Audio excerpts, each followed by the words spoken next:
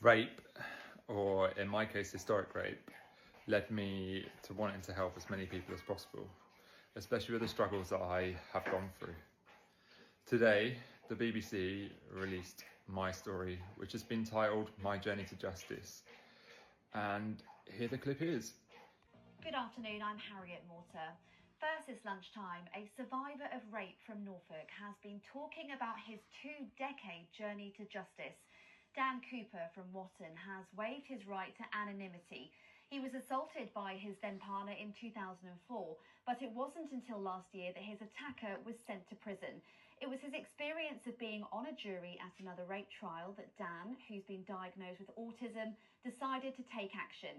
Here he tells his own story, and a warning: this report contains distressing contents. My name is Dan, and this is my story of my journey to justice. When I was 18, I was the victim of a serious sexual assault. I met Sean Gilder at a pub in Norwich. I started going out into Norwich, just turned 18. What happened that night is I went to a family barbecue that I'd been invited to. He drank a lot. I then left, started driving on the way back to Norwich to drop him off, and he asked to pull over because he felt sick. I walked over to him, and at this point he overpowered me. That's when the attack happened. I reported what happened to the police, but at that time I wasn't well enough to see the investigation through.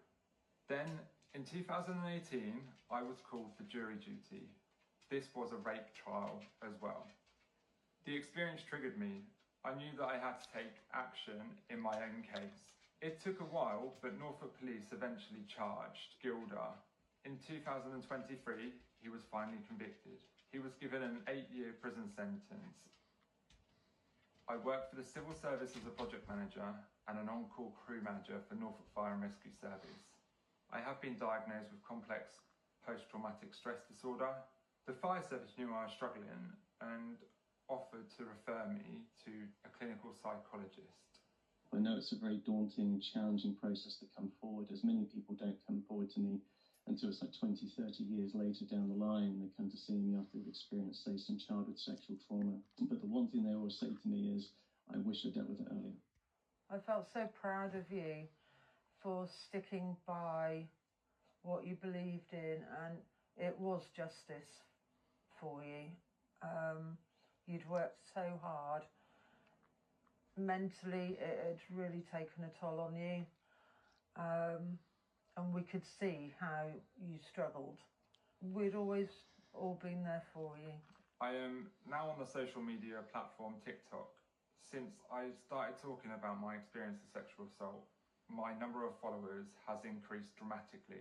I've had a lot of messages back from people saying how much I've helped them, and that means far more to me than anything else.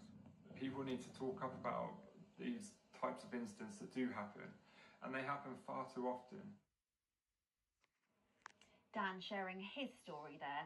And if you've been affected by any of the issues raised, help and support's available via the BBC Action Line website, or you can call the Action Line for free on 0800 077 077.